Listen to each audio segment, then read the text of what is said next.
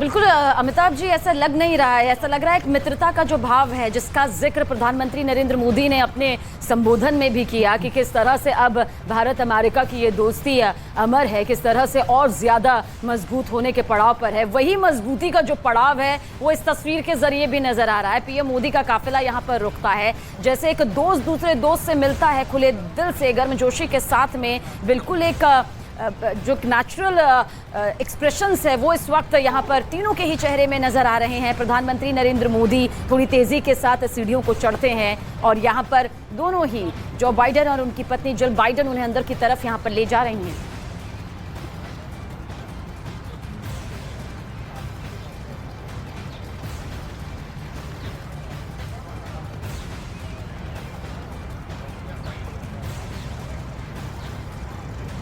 अमिताभ, हमारा सवाल आपसे ये है, जिस तरीके से आप बता रहे थे कि जो बड़ी महत्वपूर्ण बातें हुई है, जो हम दोनों देशों के बीच में डील हुई है, अब उन सब के बीच में ये रात्रि भोज ये बताता है कि हम सिर्फ बिजनेस के लिए नहीं मिले हैं, वाकई दोस्ती है। बिल्कुल, दोस्ती अगर राजनीतिक होती है, अगर आप इंटरनेशनल डिप्लोमेसी में देखें तो कोई परमानेंट दोस्त या परमानेंट दुश्मन ही नहीं होता। अगर अमेरिका की बात करें तो जो आपको याद होगा 98 में न्यूक्लियर एक्सप्लोजन के बाद वाजपेयी सरकार पर ऐसा प्रतिबंध लगाया था अमेरिका ने कि भारत के लिए मुश्किलें पैदा हो गई थी। अगर पूरे नॉन अलाइंड मूवमेंट को देखें तो 71 के भारत अमेरिका वॉर को देखें, भारत पाकिस्तान के युद्ध को देखें, उस समय अमेरिका ने हिंद महासागर में अपनी 7th फ्लीट भेज दी थी। अगर रूस के साथ भारत की दोस्ती नहीं होती तो शायद वो पाकिस्तान की मदद करने खुल के सामने आ जाता। लेकिन एक चीज़ तो साफ थी कि उस नॉन अलाइंड मूवमेंट के दौरान जब भारत रूस की तरफ बढ़ा और भारत ने परमाणु विस्फोट किए पोखरण में, उसके बाद अमेरिका ने सैंक्शन लगाए। लेकिन 2008 के न्यूक्लियर डील हुई अमेरिका के साथ, जिसको भारतीय संसद ने मंजूरी भी दी, उसके बाद किसी भी अमेरिकी राष्ट्रपति भारत को कम करके नहीं आका है।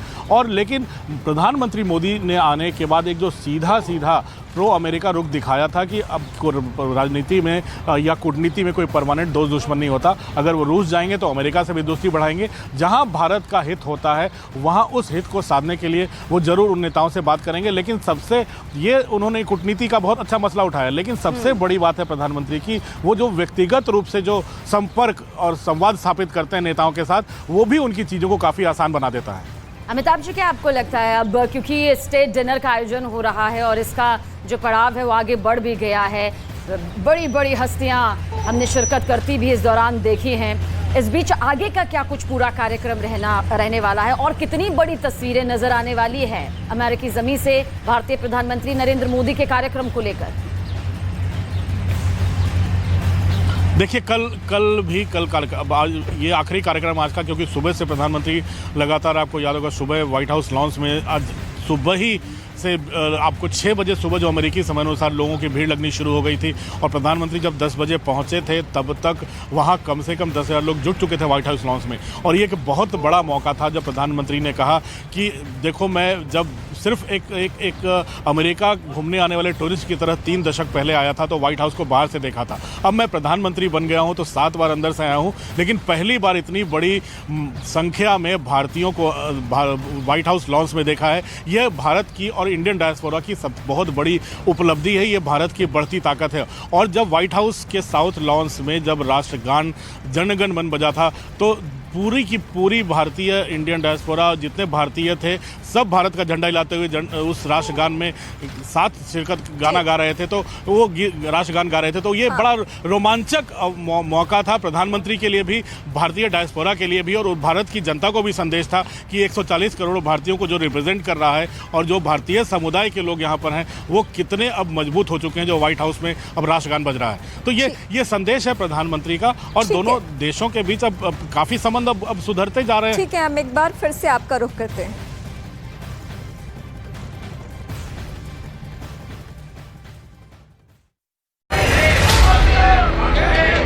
Welcome, Mr. Prime Minister. Welcome back to the White House.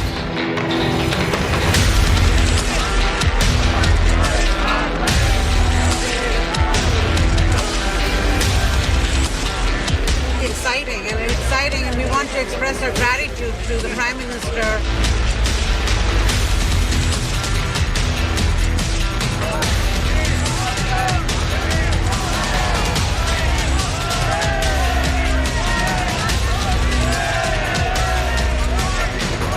Modi ji is our hero of nation.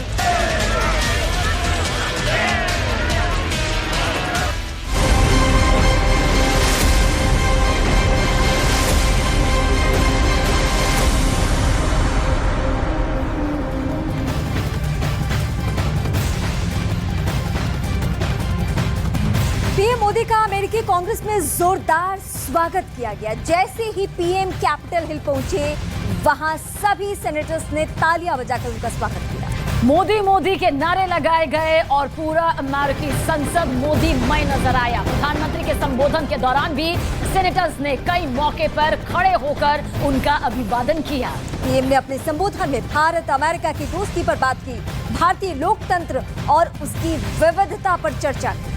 प्रधानमंत्री नरेंद्र मोदी ने one family, one future, one grid, one world पर अपनी बात यहां पर की, फोकस में इसे रखा और बहुत से मुद्दों पर प्रधानमंत्री नरेंद्र मोदी ने अपनी बात वैश्विक पटल पर पूरी दुनिया के सामने रखी, जिसमें आतंकवाद का मुद्दा उन्हें उठाया। कहा कि किस तरह से आतंकवाद कट्टरता सबसे गंभीर है, आज भी ये बरकरार है, इसका मुकाबला किस तरह से करना होगा। और देखिए यहाँ पर प्रधानमंत्री नरेंद्र मोदी जब अमेरिकी सांसदों से यहाँ मिल रहे थे, उत्साह यहाँ पर अमेरिकी सांसदों का नजर आया। वो ऑटोग्राफ लेते नजर आए, हस्ताक्षर उनके लेते नजर आए, ताकि इस यादगार लम्हे को वो हमेशा के लिए कैद कर सके। तो एक एक तस्वीर अपने आप में बहुत कुछ बयां करती हुई ये तस्वीरें बताती है कि ये सभी जो अमेरिकी सांसद हैं वो पीएम मोदी के मुरीद नजर आए। कोई ऑटोग्राफ ले रहा था तो कोई सेल्फी खिंचाने की कोशिश, तो कोई चाहता था कि हम हाथ तो मिला लें कम से कम। और ये तस्वीरें बेहद खास तस्वीरों में से एक है। लेकिन अब सवाल घूम फिर कर वही आता है कि पीएम ने जो बड़ी बातें कही हैं, उसके क्या मायने हैं। और देखिए इस दौरान प्रधानमंत्री नरेंद्र मोदी ने अमेरिकी संसद में लोकतंत्र और लोकतांत्रिक मूल्यों पर अपने विचार भी रखे। उन्होंने कहा कि लोकतंत्र वो विचार है जो बहस और चर्चा का स्वागत करता है। लोकतंत्र एक संस्कृति है और विचार और अभिव्यक्ति को पंख यहां पर देती है। भारत को लोकतांत्रिक भावना के विकास में अनादिकाल से ऐसे मूल्य का सौभाग्य प्राप्त है। ये अहम बातें, बेशकीमती बहुमूल्य शब्द जो हैं, आज प्रधानमंत्री नरेंद्र मोदी ने हिंदुस्तान की गरिमा को लेकर सामने रखे। और यही वजह रही कि हिंदुस्तान की इस गौरवशाली गाथा के सामने अमेरिकी सांसदों ने स्टैंडिंग ओवेशन, देखो कितनी बार यहां पर दिया, यानी कि खड़े होकर यहां पर अभिवादन प्रधानमंत्री नरेंद्र मोदी का किया गया, हिंदुस्तान का किया गया। एक बार नहीं, दो बार नहीं, बल्कि 15 दफे ऐसा हुआ। गर्मजोशी से स्वागत, उसके बाद इत्मीनान से पीएम को सुनना और जिस बात पर दिल आया, दिल खोल कर तालियां बजाना, यही देखा हमने अमेरिकी सांसदों को करते हुए। ये एक एक करके हम तस्वीरें आप तक इसलिए भी पहुंचा रहे हैं ताकि इन तस्वीरों की चर्चा आने वाले वक्त में अगर हो तो आपको भी ख्याल रहे कि भारत के प्रधानमंत्री की वजह से देश के 140 करोड़ भारतीयों का सीना गर्व से चौड़ा हो रहा है। और देखिए सिर्फ अमेरिका में रहने वाले भारतीय मूल के समुदाय के जो लोग हैं, उत्साह सिर्फ उनमें ही नहीं बल्कि अमेरिकी सांसदों का ये उत्साह देखिए, अमेरिकी सांसदों के अंदर की ये दिलचस्पी देखिए कि किस तरह से वो पीएम मोदी से बात करना चाहते हैं, उनके साथ हाथ मिलाने के लिए भी उत्सुक नजर आए। And terrorism still remain a pressing danger for the whole world. These ideologies keep taking new identity and forms, but their intentions are the same. Terrorism is an enemy of humanity, and there can be no ifs and buts in dealing with it.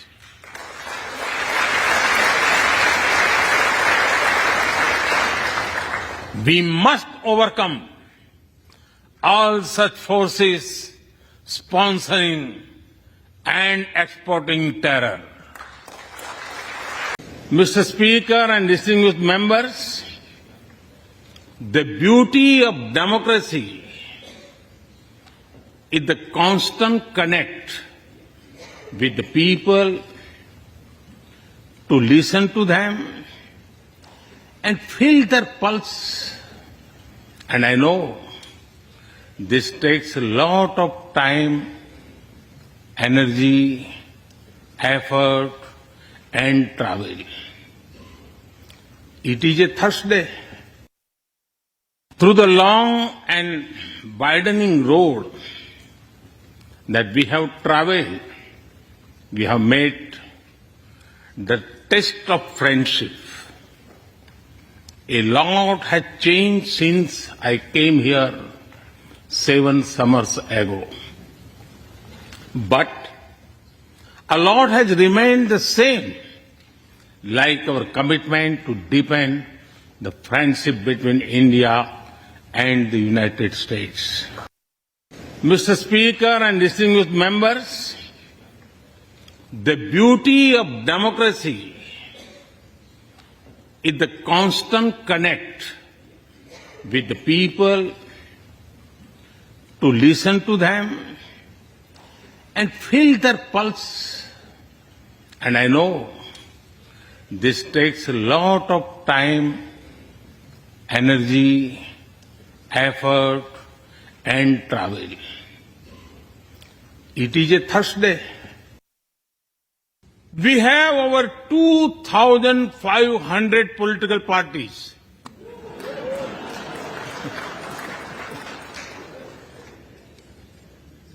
Yes, you heard that right. 2,500. About 20 different parties govern various states of India.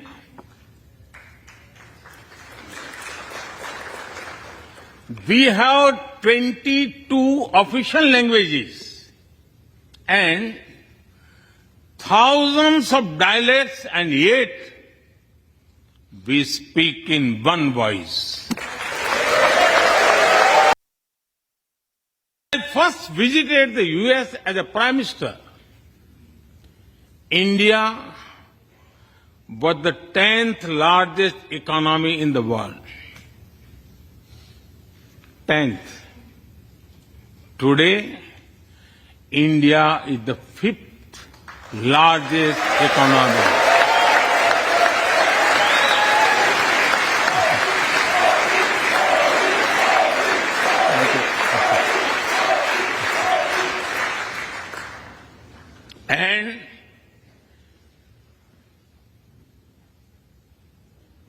And India will be the 3rd largest economy soon.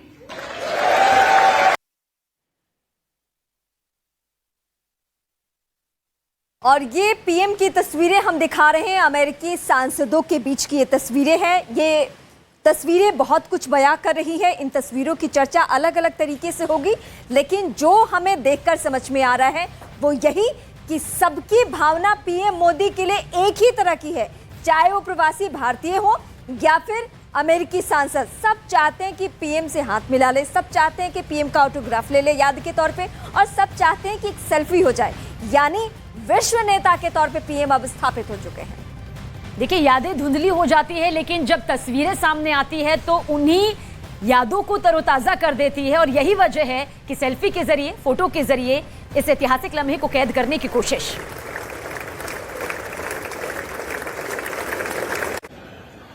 India will be the 3rd largest economy soon.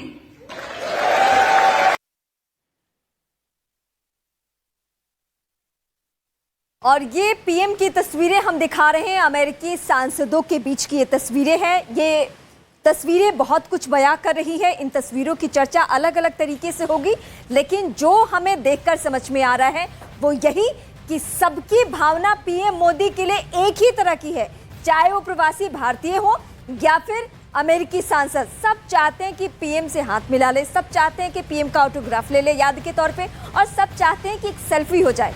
यानी विश्व नेता के तौर पे PM अब स्थापित हो चुके हैं। देखिए, यादें धुंधली हो जाती है, लेकिन जब तस्वीरें सामने आती है तो उन्हीं यादों को तरोताजा कर देती है, और यही वजह है कि सेल्फी के जरिए, फोटो के जरिए इस ऐतिहासिक लम्हे को कैद करने की कोशिश।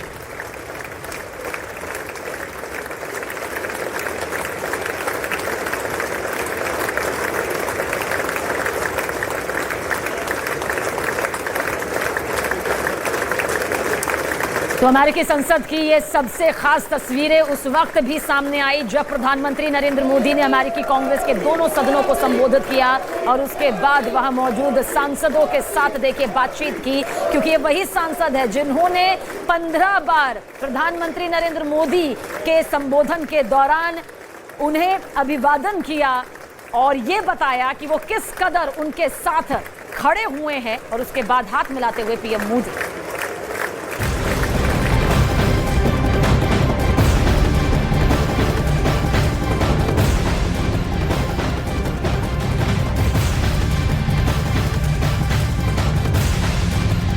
प्रधानमंत्री नरेंद्र मोदी ने अपना संबोधन यहां पर दे दिया और इसी के साथ विश्व को बता दिया कि हिंदुस्तान की सोच क्या है, उसकी विचारधारा क्या है।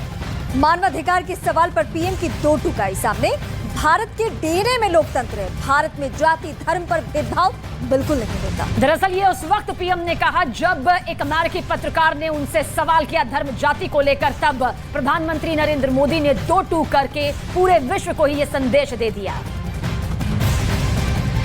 भारत और अमेरिका दोनों के डीएनए में लोकतंत्र है। लोकतंत्र हमारा स्पिरिट है, लोकतंत्र हमारी रगों में है, लोकतंत्र को हम जीते हैं और हमारे पूर्वजों ने उसको शब्दों में ढाला है संविधान के रूप में, और हमारी सरकार लोकतंत्र के मूलभूत मूल्यों को आधार लेकर के बने हुए संविधान के आधार पर चलती है।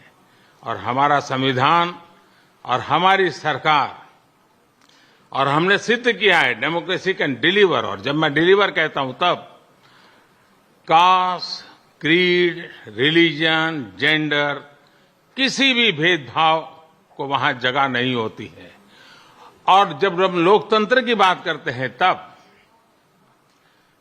अगर ह्यूमन वैल्यूज नहीं है, ह्यूमैनिटी नहीं है,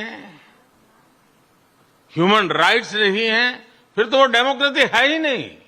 और इसलिए जब आप डेमोक्रेसी कहते हैं, जब डेमोक्रेसी को स्वीकार करते हैं और जब हम डेमोक्रेसी को लेकर के जीते हैं, तब डिस्क्रिमिनेशन का कोई सवाल ही नहीं उठता है। और इसलिए भारत सबका साथ, सबका विकास, सबका विश्वास, सबका प्रयास, उन मूलभूत सिद्धांतों को लेकर के, और इसलिए हम चलते हैं। भारत में सरकार के जो बेनिफिट्स हैं वो एक्सेस टू ऑल है, जो भी उसके हकदार हैं उन सबको मिलते हैं।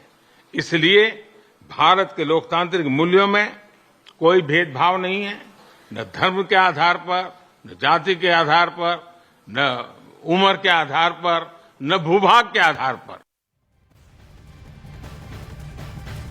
और इससे पहले पीएम का व्हाइट हाउस में शानदार स्वागत किया गया। अमेरिकी राष्ट्रपति जो बाइडेन ने उनका स्वागत किया और इस दौरान प्रधानमंत्री नरेंद्र मोदी ने अमेरिकी कैबिनेट से भी मुलाकात की। प्रधानमंत्री मोदी को यहां 21 तोपों की सलामी दी गई। व्हाइट हाउस के साउथ लॉन में हुए समारोह के दौरान कई हजार प्रवासी भारतीय अमेरिकी देश के अलग अलग हिस्सों से मोदी की एक झलक पाने के लिए पहुंचे थे। और इस दौरान वंदे मातरम, भारत माता की जय और मोदी मोदी के गगनभेदी नारे लगते रहे। और यहाँ पीएम मोदी ने राष्ट्रपति जो बाइडेन का भव्य स्वागत के लिए धन्यवाद भी दिया।